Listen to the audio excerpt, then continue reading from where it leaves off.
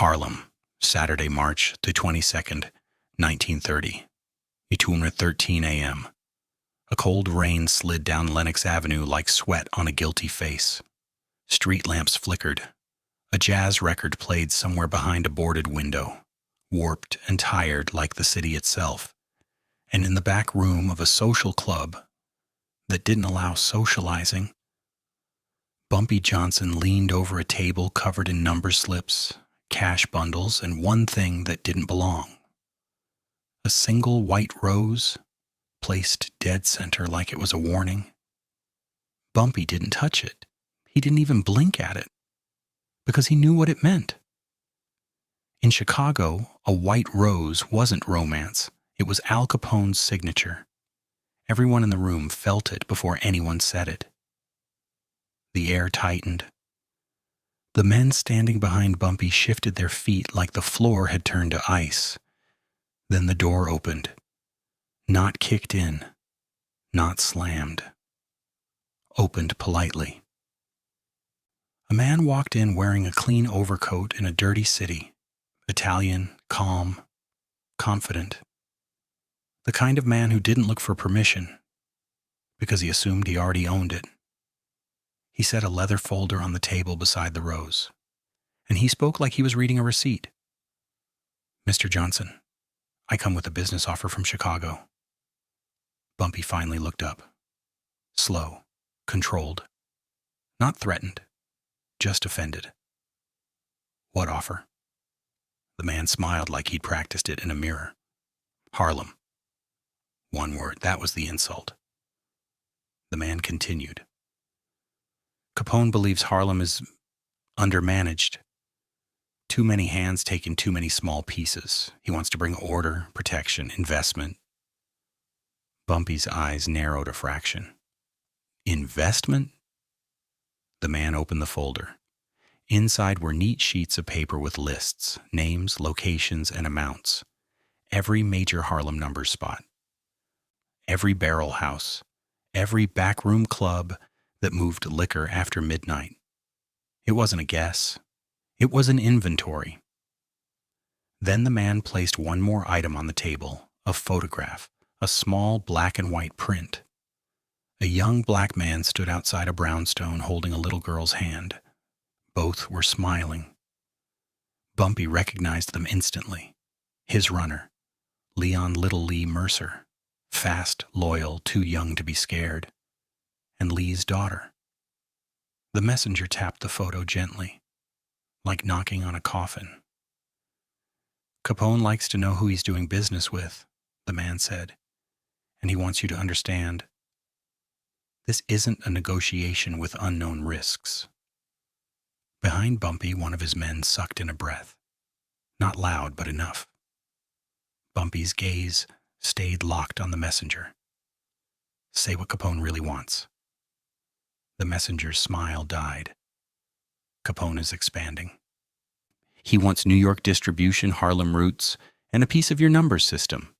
And he wants you to sign on to it, because if you don't, Harlem becomes a battlefield, and he doesn't care how many bodies it takes." Bumpy leaned back slowly. Rain tapped at the window like impatient fingers. Bumpy spoke, low and even. "Tell Capone something for me." The messenger leaned in slightly, confident again. Bumpy's voice turned colder. "Chicago doesn't take Harlem. Harlem takes Chicago's money, then buries Chicago's men." A beat of silence. Then the messenger reached into his coat and placed one last thing on the table, a small velvet pouch. He loosened the drawstring and poured out 3 bullets, each one engraved with a single letter.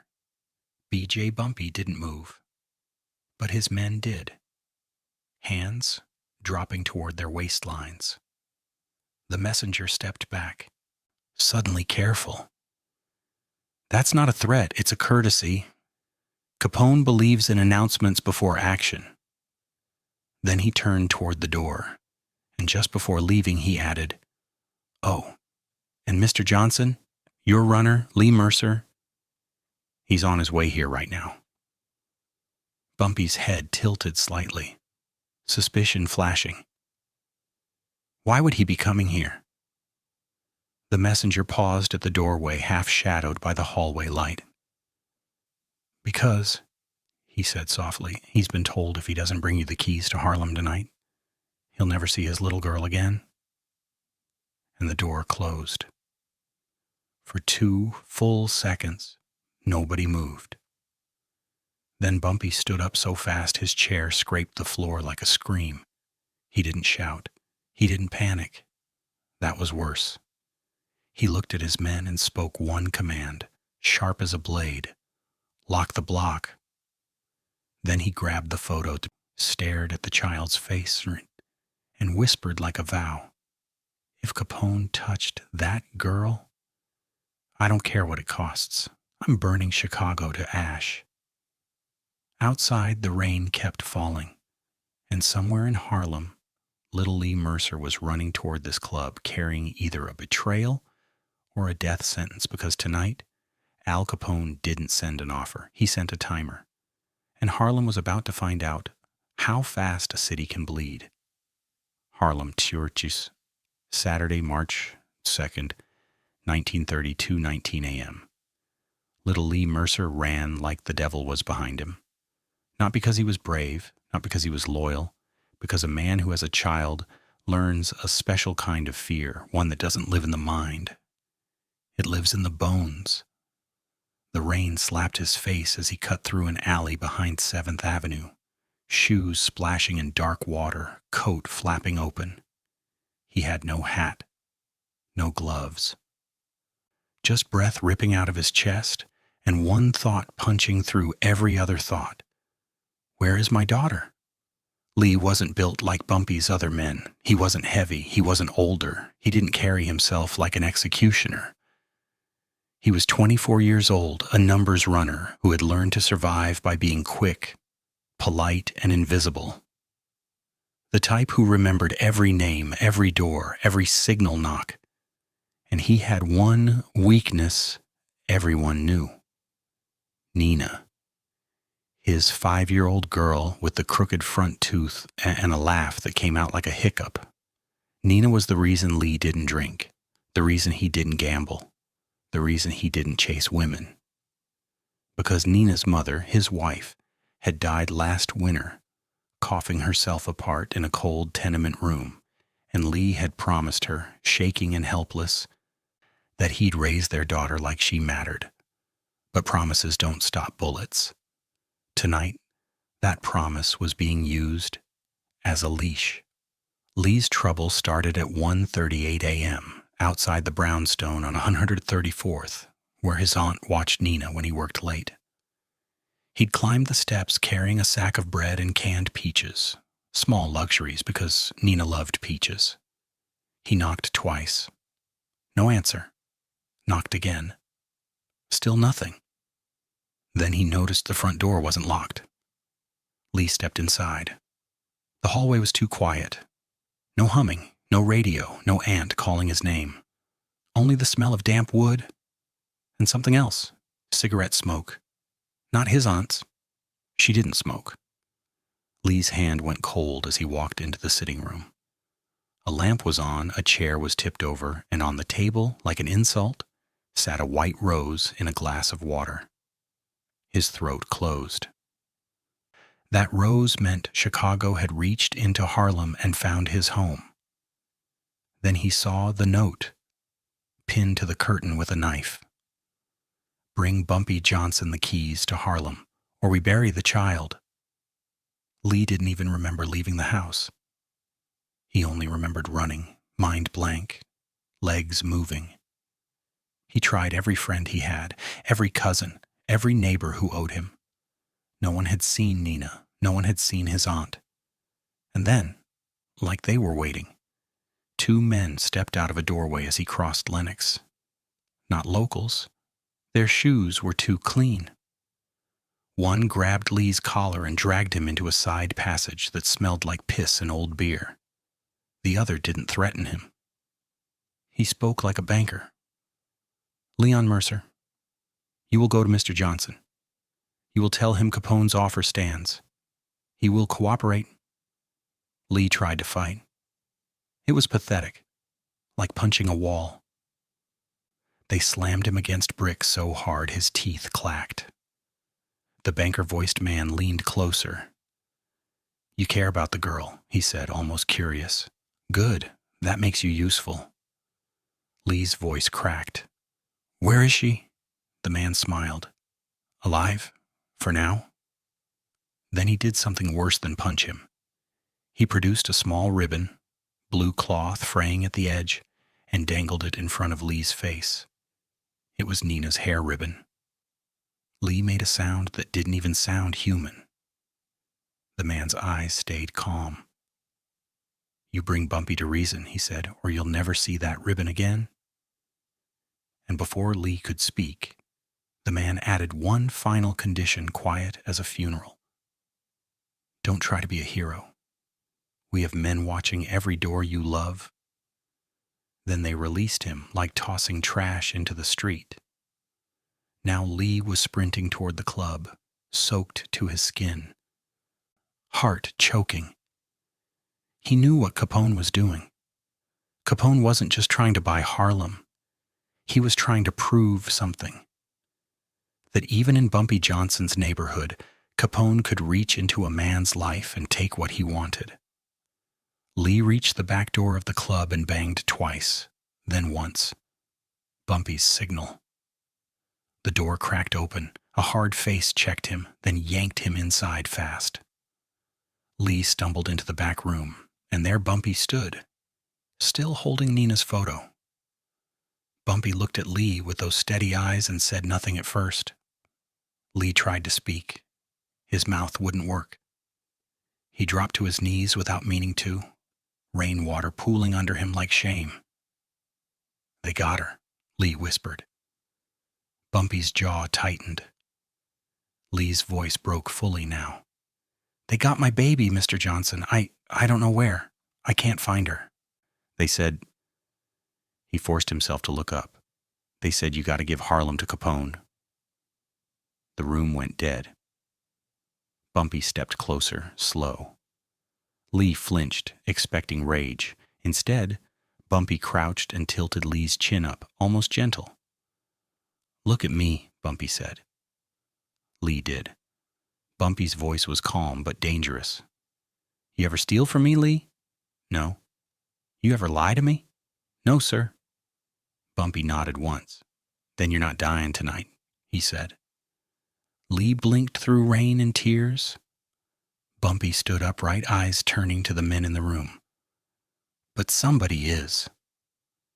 Then Bumpy picked up the 3 engraved bullets again, BJ, and closed his fist around them until his knuckles whitened.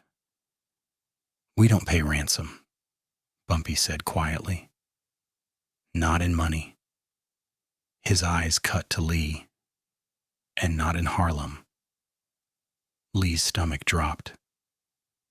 Because he realized the terrible truth. If Bumpy refused, Nina could die. If Bumpy accepted, Harlem would belong to Capone forever, and the choice, God help him, was going to be made with his daughter's life as the price. Bumpy moved toward the door. "Bring me the name of whoever touched that child," he said. His men followed. And Lee, shaking on the floor, whispered to himself like a prayer, "Please don't let my loyalty kill her." Because outside, the rain wasn't the only thing falling. Harlem was. Harlem, Tech, Saturday, March 22nd, 1930. 2:41 a.m. The club emptied like a war drum had been struck. Men moved fast, no talk, no wasted breath, buttoning coats, checking pistols, slipping into the rain in pairs. The street outside looked normal to anyone passing. A few late walkers, a corner vendor closing up, a taxi crawling like a tired animal. But underneath it, Harlem was waking up mean. Inside the back room, Bumpy Johnson stood over the table again. Only now the number slips were gone, pushed aside like they didn't matter anymore. A map of Harlem lay open, and on it Bumpy's finger pressed down on one spot with quiet certainty. East River Docks. Capone's men didn't come here to talk, Bumpy said. They came here to plant a flag. His lieutenant, Charles C.J. Harrow, watched the map with a jaw clenched so tight it looked painful. C.J. wasn't loud. He wasn't flashy. He was the kind of man who survived by thinking 2 moves ahead and by never letting anybody see fear. But tonight, something else sat under his skin. A tremor. Because C.J. had a brother with polio lying in a cold apartment on St. Nicholas Avenue, and the rent was overdue, and the doctor had already threatened to stop coming. C.J. needed money. Fast. And Chicago money was the kind that didn't come with patience. Bumpy spoke again. They took Lee's girl as proof they can touch anything. That means they've got a safe house, a crew, a pipeline. Bumpy looked up. We find the pipe. We squeeze until the rats crawl out.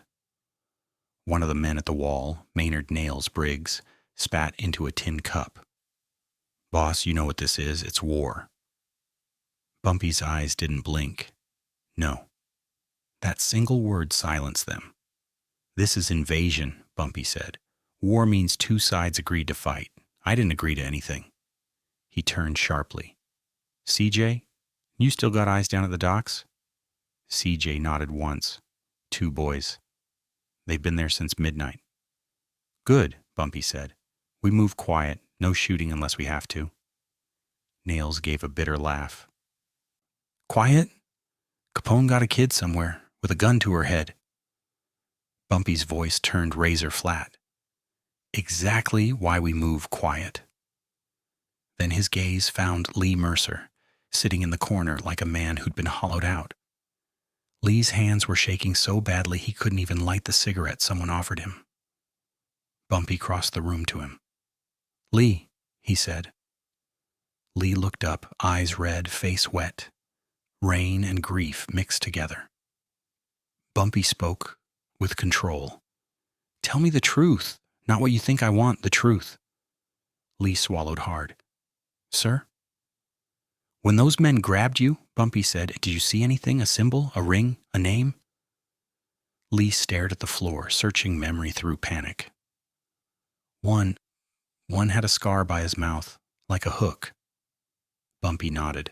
Chicago. And the other? Lee hesitated. The other didn't sound Chicago. Bumpy's eyes narrowed. What did he sound like?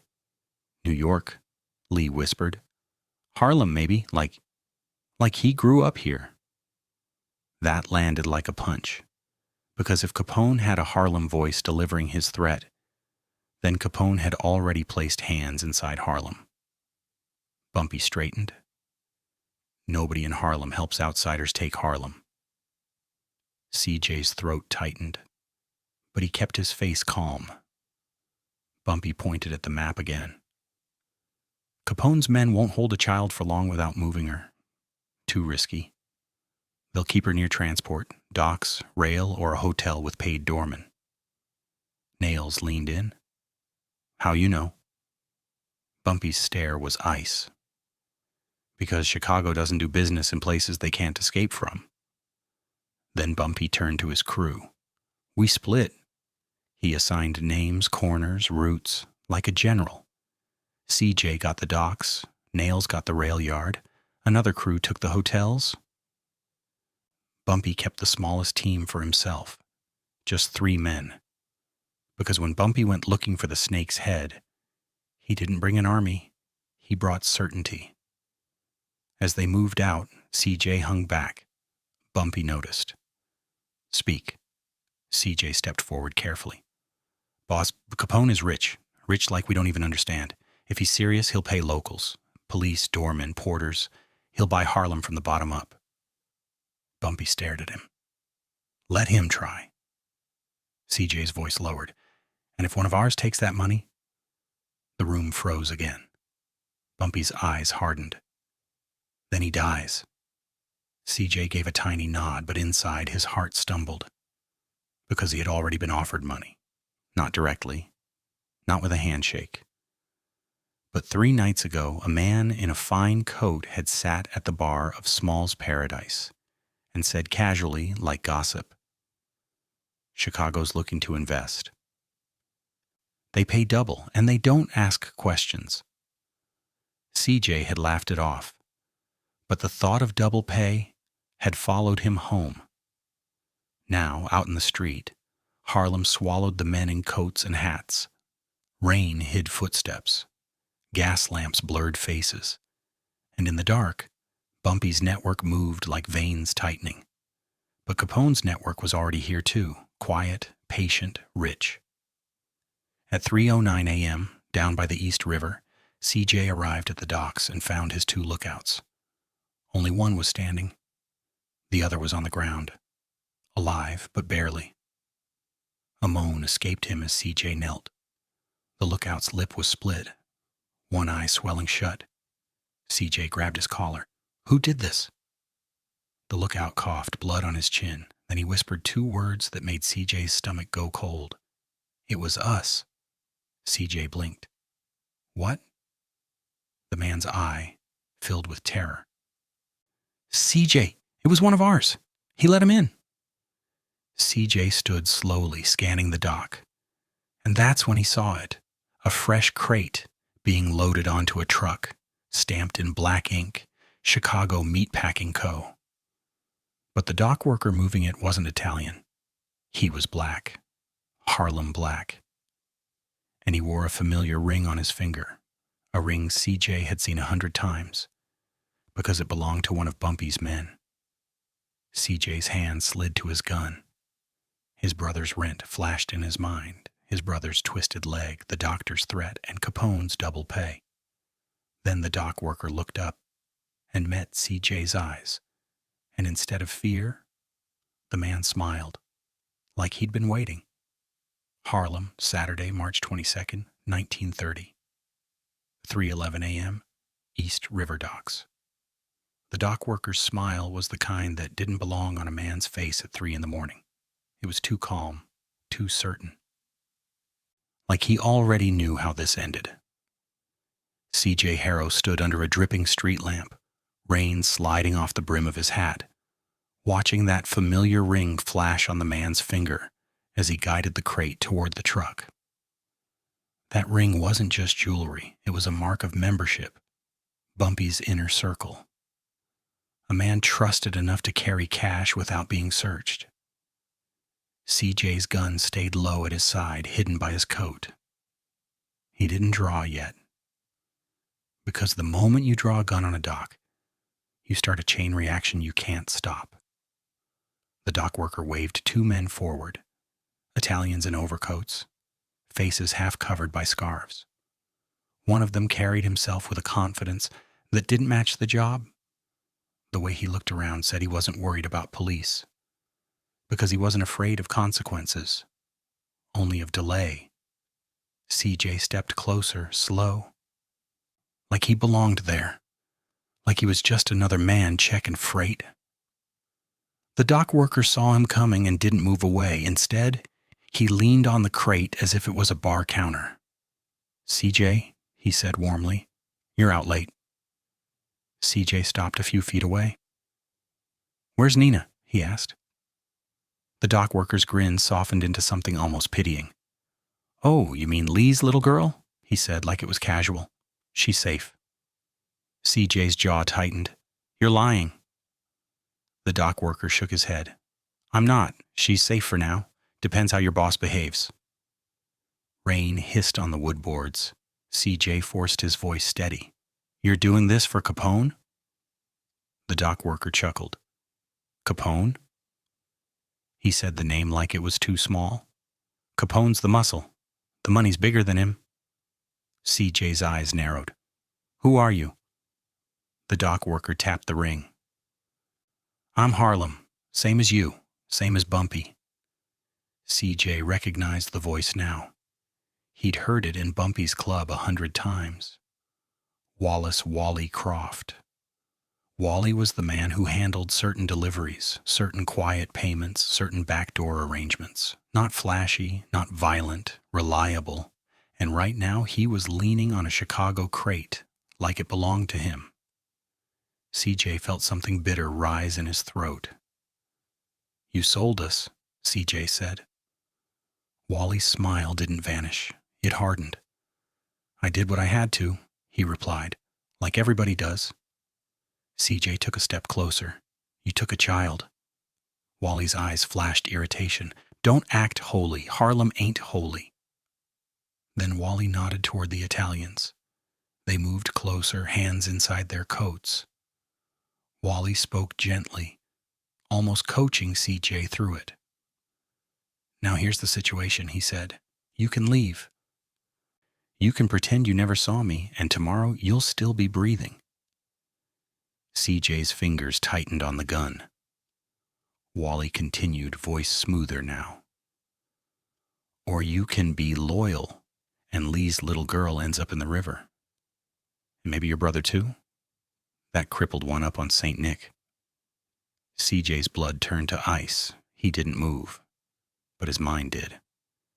Because only 3 people in Harlem knew about his brother's condition. Bumpy, CJ, and Wally. CJ's voice came out quiet. "You been watching my family?" Wally shrugged. "I've been watching everybody's family. That's how you stay alive." Then Wally leaned in. "Capone doesn't care about Harlem," he said. "He cares about routes, about money moving smooth. He wants distribution, numbers, liquor. And you know what's crazy?" Wally smiled. "He's willing to let Bumpy stay king, just under Chicago." CJ felt his stomach twist. Wally could see the calculation starting in CJ's eyes, and he moved in closer, lowering his voice to a whisper. "You think Bumpy loves you?" Wally asked. "If your brother dies because you can't pay rent, Bumpy gonna cry? He gonna come sit with him? He gonna feed him soup?" CJ clenched his jaw. Wally pressed harder. "You know who will pay," Wally said. "Chicago. Chicago pays fast, and Chicago pays in cash." Then Wally did something that cracked the moment open. He reached into his pocket and pulled out a thick envelope. He tossed it onto the crate. It landed with a heavy thump. CJ didn't touch it. Wally nodded toward it. "That's for you, right now, just to prove we don't lie." CJ stared at it. Then Wally added softly, "And I can tell you exactly where Nina is, if you decide to stop being stubborn." CJ's chest tightened.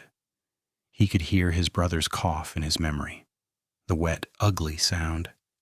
He could see the landlord's face, the doctor's warning, and at the center of all of it, Lee's daughter, a child. Then CJ did something nobody expected. He lifted his hand slightly, showing he wasn't drawing. "All right," CJ said. "Tell me where she is." Wally's smile widened like he'd just won. He leaned in, and for the first time, the Italians relaxed. Wally's lips came close to CJ's ear, and CJ heard 2 words that made his stomach drop through the floor. "She's gone." CJ blinked. "What?" Wally's voice stayed quiet, almost bored. "We moved her," he said. "Hours ago. You were chasing shadows." CJ snapped, anger breaking through. "Where?" Wally leaned back, eyes cold now. "You don't get to demand," Wally said. "You get to choose." Then with a small nod, Wally signaled one of the Italians. The Italian stepped forward and held out a small object in his palm. A tiny shoe. A little girl's shoe, scuffed at the toe, with a loose strap. Lee's daughter's shoe. CJ's throat closed. Wally watched him struggle to breathe and smiled like a man watching an animal caught in a trap. "This is real," Wally said. "And here's what's going to happen next. You're going to walk away. You're going to return to Bumpy and tell him." A sudden shout cut through the rain. "CJ!" CJ spun. At the far end of the dock, under the shadow of a crane, Bumpy Johnson stood with 3 men, coat dark with rain, eyes locked like twin blades. He wasn't running. He was walking like he owned the ground. The moment Bumpy appeared, everything changed. The Italians stiffened. Their hands went inside their coats again. Wally's smile faltered just slightly. Bumpy approached, stopping close enough that the rain seemed to hold its breath. He looked at Wally, then at the crate, then at the Italian faces. And then Bumpy spoke, quiet but lethal. "Wally, you disappoint me." Wally's jaw tightened. "Boss?" Bumpy raised a hand. "No," Bumpy cut him off. "Don't call me that, not after this." Bumpy's gaze dropped to the tiny shoe in the Italian's hand. A flicker of something crossed Bumpy's face. Not fear, not sadness. Rage so controlled it looked like calm. Bumpy looked up at CJ, and for the first time tonight, there was doubt in Bumpy's eyes. Not about Capone. About his own man. "CJ," Bumpy said, "you been talking to Chicago?" CJ's heart slammed, because this was the trap inside the trap. Wally leaned slightly forward, voice smooth as oil. "Tell him," Wally said, "how you came all the way down here alone. Tell him how you didn't shoot. Tell him how you listened." Bumpy's eyes stayed on CJ, and the dock felt like it was shrinking, pressing in. CJ could hear his own breathing too loud. If he told the truth, that Wally offered money, threatened his brother, Bumpy might still doubt him. And if Bumpy doubted him, Bumpy might kill him first and ask questions later. Wally spoke again, softer, deadly. "Go on," he said. "Choose. Loyalty or survival." Then Bumpy did something terrifying. He pulled his gun, not aiming at Wally, not aiming at the Italians. He aimed it at CJ. "Answer me," Bumpy said. Rain ran down the barrel like tears. CJ lifted his hands slowly, eyes wide. "Boss, I swear." Wally interrupted loud now, performing. "Tell him about the envelope," Wally barked. "Tell him how you asked where the girl was." CJ turned his head, just slightly, to look at the envelope on the crate. And that tiny movement was all Bumpy needed. Bumpy's eyes hardened. His finger tightened. And for one violent second, CJ thought, "I'm going to die right here," because a child was kidnapped and money was offered. Then a gunshot cracked the air. But it didn't come from Bumpy. It came from behind. One of Bumpy's men, Nails, had fired at the Italians. The bullet punched into a crate, wood exploding. The dock erupted into chaos. The Italians drew their guns. Wally lunged backward. Men shouted. Shots popped like firecrackers in the rain. And in that chaos, Wally yelled one thing, one sentence that turned everything inside out. "Capone already owns one of you." Bumpy froze just long enough to register it, and that pause was all Wally needed. He dove behind the truck, grabbed the driver, and screamed, "Go!" The engine roared. The truck lurched forward with the Chicago meatpacking crates on board. Bumpy fired twice, a bullet sparking off metal. The truck sped into the rain like a getaway car in hell. And as it vanished, one final sound cut through the gunfire. A child's scream. Far away. Not on the dock, not in the club. Somewhere else, somewhere moving. Bumpy spun toward the direction of the scream, and his face changed, because he realized the truth in his gut. This dock fight was a distraction. The crate wasn't liquor, it wasn't money, it wasn't weapons, it was a transport. And Nina Ed was already in motion. Bumpy looked at CJ, gun still in hand, voice low like thunder. "If that girl ends up dead..." He didn't finish. He didn't have to. CJ stood shaking in the rain, understanding the twist fully now. Capone hadn't just invaded Harlem. He had turned Harlem men into weapons against each other. And now Bumpy's trust, his greatest strength, was cracking open, right in the middle of the storm. Harlem, Saturday, March 22nd, 1930, 3:27 a.m. The dock went quiet in the ugliest way, like a room after someone dies. Rain kept falling, washing blood into the cracks of the boards. Nails stood with his gun still raised, chest heaving, eyes scanning for targets that were already gone. 2 dock hands lay moaning near a pile of rope. One of the Italians was down, alive but screaming through broken teeth as he tried to crawl. And in the center of it all, Bumpy Johnson stood perfectly still. His face showed nothing. But the silence around him was not calm, it was control. Barely. CJ was shaking so hard it looked like the cold had gotten inside his bones. He could still see that tiny shoe in his mind, like it had been nailed behind his eyes. And now he could feel Bumpy's stare. Heavy, measuring, deciding. Bumpy stepped closer to the wounded Italian and crouched. The man tried to spit. Blood came out instead. Bumpy grabbed his collar, lifting his face into the rain. "You tell Capone something," Bumpy said softly. "He started this." The Italian laughed weakly. "Capone, don't start wars." Bumpy's eyes narrowed. "Then who does?"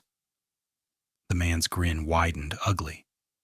"The people you trust," he whispered. Bumpy held him there a second longer, then slammed him back down. Disgusted. He turned to CJ. "Walk," Bumpy said. CJ blinked. "Boss." "Walk," Bumpy snapped. And that sharpness finally cracked the night open. They moved back into Harlem fast, cutting through alleys, ducking around corners, avoiding open streets. Bumpy didn't run. He marched. Like the rain was beneath him. Inside the club, Lee Mercer was still sitting where Bumpy left him, hands clasped together like prayer, eyes hollow, mouth moving silently. When the door opened and Bumpy stepped in, Lee shot up. "Mr. Johnson," Lee rasped. "You found her? You found Nina?" Bumpy didn't answer. That silence hit Lee like a fist. Lee stumbled forward, grabbing at Bumpy's coat. Please don't play with me." Bumpy caught Lee's wrist. Not cruel, but firm enough to stop him. "Listen to me," Bumpy said. "She's alive." Lee's knees nearly buckled with relief. But then Bumpy's next words ripped that relief into shreds. "She's moving." Lee's face collapsed. "What does that mean?" "It means Capone doesn't want ransom," Bumpy said. "He wants obedience." Bumpy turned to the men in the room. "And he wants us fighting each other more than he wants Harlem." Nails slammed a fist on the table. "That doc was a damn trick." Bumpy nodded once. Then he looked at CJ. CJ could barely breathe now. "Boss Bob, I swear to you," Bumpy cut him off with one raised hand. "I believe you," Bumpy said. CJ froze. Bumpy stepped closer, lowering his voice so only CJ could hear. "But here's what scares me," Bumpy whispered. "What?" CJ choked. Bumpy's eyes hardened like stone. "I believed Wally too. Until tonight." Then Bumpy looked across the room at Lee. "Lee," Bumpy said, voice changing, turning colder, clearer. "You love your daughter?" Lee nodded desperately. "More than my life." Bumpy leaned in. "Then you're going to help me do something ugly," Bumpy said. "Something that might save her. Or get us both killed." Lee's eyes widened in terror. Bumpy's words landed slow, heavy, final. "We're going to give Capone what he thinks he wants." The room froze. Nail's face twisted. "Boss, no." Bumpy's stare cut through him. "Not Harlem," Bumpy said. "A lie." He looked at Lee again. "You're going to call them back," Bumpy said. "You're going to tell them you broke me." Lee's mouth fell open. Bumpy continued, voice low and ruthless. "You're going to tell them I agreed." Lee started to shake. But if I do that, Bumpy's eyes flashed. If you do that, Bumpy said, they'll show their hand. They'll bring Nina out to collect. Then Bumpy stepped back, the plan fully forming like a blade being sharpened. And when they do, his voice dropped to a whisper. I'm taking back Harlem with Chicago's teeth still in its throat. Lee stared at him terrified, not of Capone anymore, but of what Bumpy had just become willing to do, because the moral cost was now clear. To save Nina. They were about to stage a surrender, and if it went wrong, Lee wouldn't just lose his child. He'd be the man who handed Harlem to Capone. Harlem, Saturday, March 22nd, 1930. 4:06 a.m. The rain eased, but Harlem didn't. Word moved faster than weather ever could. By 4 in the morning, the neighborhood felt different, like every shadow had ears. Men in doorways weren't just loitering anymore, they were watching, listening, waiting for instructions. Liquor runners stopped mid-route and doubled back. Numbers collectors delayed pickups. Club owners bolted their back exits. Mothers pulled children away from windows like gunfire might come through the glass. Because everyone had heard the same thing, Chicago was here. Not as visitors, as owners. And the worst part wasn't the rumor of Capone. It was the rumor that followed it like a poison tail. Somebody inside Harlem opened the door. Bumpy moved through it all like a storm in a tailored coat. He didn't hide. He didn't send messages through 3 different mouths. He showed himself. He walked into a barber shop at 4:18 a.m., where men whispered behind newspapers. And the moment they saw him, the whispers died so fast it felt like someone hit a switch. Bumpy stepped to the center of the shop and said one sentence. Anybody here been paid by Chicago? Nobody answered. Nobody breathed. Bumpy studied faces one by one as if he could read guilt in pores. Then he nodded slowly and turned to leave, like a man storing every face in his pocket. Outside, his men spread out and Harlem itself became the net. At 4:41 a.m., Nails grabbed a doorman from a downtown hotel and slammed him against a wall behind the club. The doorman cried before he even got hit. I don't know nothing. Nails pressed the gun barrel into his jaw. You know enough. The doorman broke. They paid me, he sobbed. They paid me to watch the lobby, any man with a Harlem coat and Harlem eyes, they said. Who? Nails snapped. The doorman swallowed. A guy named Croft, Wally Croft. The name hit Nails like acid. Nails dragged him into Bumpy's back room. Bumpy didn't yell. He didn't need to. He listened, face unreadable, while the doorman spilled every detail. The cash payments, the time stamps, the locations, the description of cars, black sedans with out-of-state plates. And then Bumpy asked the doorman one question, quiet as death. Did you ever see a little girl? The doorman hesitated, too long. Bumpy's eyes sharpened. The man whispered, once. Lee Mercer, standing in the corner, stiffened so hard it looked like he'd been stabbed. Bumpy leaned in, voice low. Where? He said. The doorman swallowed hard.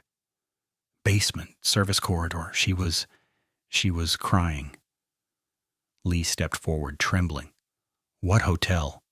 The doorman flinched. The Hotel Teresa. Lee's heart almost stopped. Because the Hotel Teresa wasn't just a hotel. It was a symbol. Harlem's pride, Harlem's center of gravity, the place where important men stayed and important deals got quiet signatures. If Nina had been moved through there, then Capone wasn't hiding. He was parading. Bumpy turned to Lee. It's time, he said. Lee's lips parted. Time for what? Bumpy's gaze was iron. For you to make that call, he said. For you to tell Chicago you broke me. Lee looked like he might vomit. And if they don't believe me, Lee whispered. Bumpy stepped closer, voice colder than the rain outside. They'll believe you, he said, because they already think fear owns you. Bumpy placed a hand on Lee's shoulder, heavy, final. And if you do this wrong, Bumpy added quietly, your daughter dies. Lee's eyes filled. Mr. Johnson, Bumpy cut him off. Don't beg me, he said. Be useful. The phone was placed on the table like a weapon. Lee sat down, hands shaking, and dialed the number the Italian had forced into his memory. 1 ring, 2, 3. Then a voice answered, smooth, amused. Yeah? Lee swallowed and forced his voice steady. It's done, Lee said. Bumpy agreed. Silence for a beat. Then the voice chuckled. Good boy, it said. Where's the proof? Lee glanced up at Bumpy, panic in his eyes. Bumpy leaned down close, mouth to Lee's ear, and whispered the lie they'd prepared. Lee repeated it into the phone. He'll meet, alone, tonight, and he'll bring Harlem's books. The voice on the other end breathed in like it was tasting victory. Location, it said. Bumpy's eyes narrowed as he chose the place. Then he spoke, softly, deadly. The roof of the Hotel Teresa. Lee repeated it. And the voice answered with the line that made the room go cold. Bring him at 6 a.m. A pause. And Lee, if you're lying... The voice lowered, gentle as cruelty. We'll send you her fingers first. Click. The call ended. Lee sat frozen, staring at the receiver like it had burned him. Bumpy straightened slowly, eyes hard, mind racing. The streets outside were waking up now. Morning was coming. And in 2 hours, on a rooftop in Harlem, Chicago was going to collect what it believed it had purchased. Bumpy looked around the room and spoke one sentence. Get ready. Because the next sunrise over Harlem wasn't going to be golden. It was going to be red. Harlem, a Saturday, March 22nd, 1930. 5:58 a.m. Rooftop, Hotel Teresa. The sky was just beginning to pale, gray light spreading like bruising across the horizon. On the rooftop, the wind cut hard, whipping coats and making every breath visible. A low fog hovered over Harlem's rooftops like the city was trying to hide itself. Bumpy Johnson stood near the edge, still as stone, Harlem's ledgers tucked under his arm. Only CJ and Nails were with him. Out of sight behind a stairwell door, guns ready, jaws clenched. Then the rooftop door opened. 2 Italians stepped out, and between them, Nina, small, trembling, hair soaked, 1 shoe missing. Lee Mercer, hidden at the far side of the roof, made a sound like his soul breaking. Nina's eyes searched, then found her father. She lifted a shaking hand. Daddy. Lee took 1 step forward before Nails grabbed him and yanked him back. Bumpy didn't move. He watched the Italians, watched the child, watched everything. A 3rd man emerged, calm as a priest. Not Capone, Wally Croft.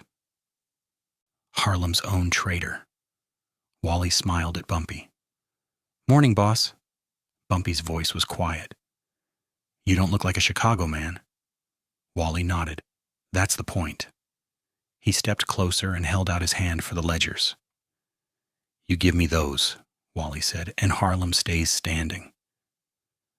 Bumpy stared at him for a long moment, then slowly lifted the ledgers. Wally's smile widened.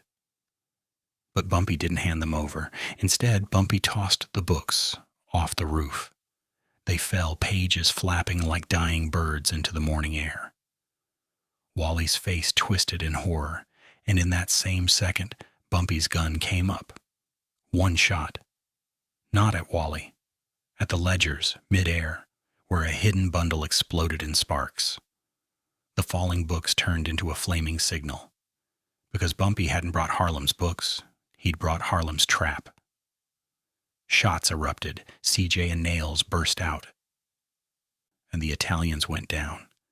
Nina was grabbed and pulled to safety, but Wally ran, and as he vanished down the stairwell, Bumpy heard him screaming one final truth. Capone ain't the end. He's just the beginning. Bumpy stood over the roof edge, watching Harlem wake up beneath him. He'd saved the child. He'd saved the neighborhood. But now he understood the cost. Capone hadn't just attacked Harlem. He'd proven something worse. Harlem could be bought from the inside, and Bumpy would never trust his own city the same way again. If you want the next war, because Chicago won't forget this, hit subscribe. Because the next time Capone comes, he won't send a rose. He'll send a funeral.